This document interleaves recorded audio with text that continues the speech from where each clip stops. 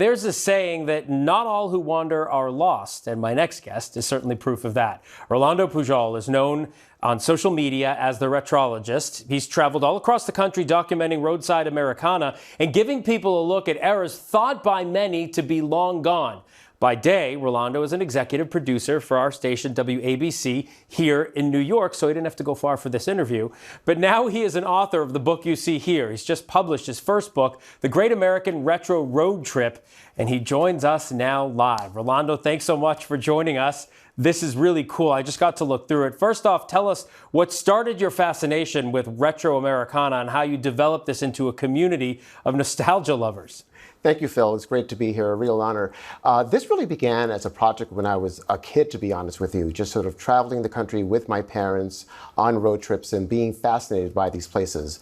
But it really wasn't until, I would say, the last 10 or 15 years when social media emerged, when I began to share these photos, primarily on Instagram, and began to develop an audience for it. Initially, it began pretty small, but as I posted more and traveled more and did more research and really put some elbow grease into it, my audience and community grew exponentially, and it became essentially a second calling. News is always my first calling, but the wonders of the American roadside are certainly very high in my list of things that I love. Well, we all have our passions. Let's talk about some of the places you visited in this book. One of them's a Burger King, which to people at home may not seem that exciting at first glance because they're all over the place, but this one's not part of the chain. Tell us about it. Right, this is very interesting. This is a Burger King in Mattoon, Illinois, and it opened in the early 1950s, and it operated independently with no connection to the Burger King that we all know and love, the chain that was founded in Florida.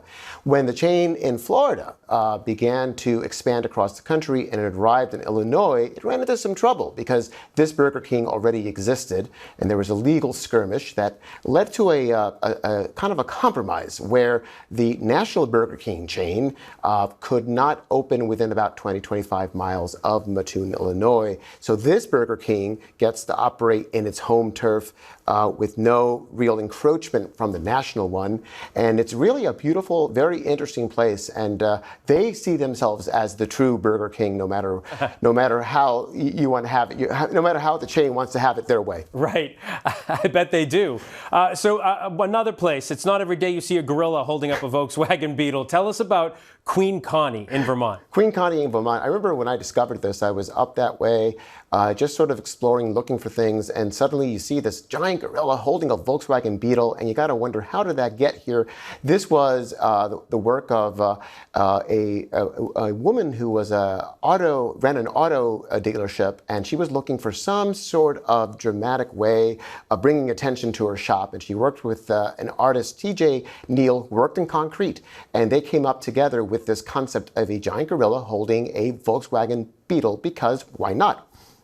Yeah, why not? But Rolando, before you go, I have to ask you this because I've been through this book, and there are so many places in here that it looks like you ate. I want to know if you sampled something from every one of these places, and did you gain a ton of weight? Because I did just reading through the book.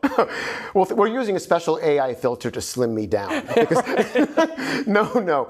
Unfortunately, I've not eaten everywhere as much as I would like to, and my doctor is certainly happy about that, even if I'm perhaps a little bit sad. But I do believe, and one of the reasons I wrote the book is I want to support these businesses, the restaurants and the shops and the roadside attractions, because none of these places are really operating on big profit margins. They're operated because of love, because of family heritage, and whatever I can do to bring attention to them so that people go there, take a picture, and hopefully buy something, even if it's not a full meal, but maybe I'll get like a coffee or a Diet Coke or something, or even a little tchotchke in the souvenir shop, just so that I can support it both by buying something and, in my case, publishing about it. Right, and a tchotchke would make your doctors happier. Much happier. Rolando, thank you so much. The Great American Road Trip is available wherever books are sold.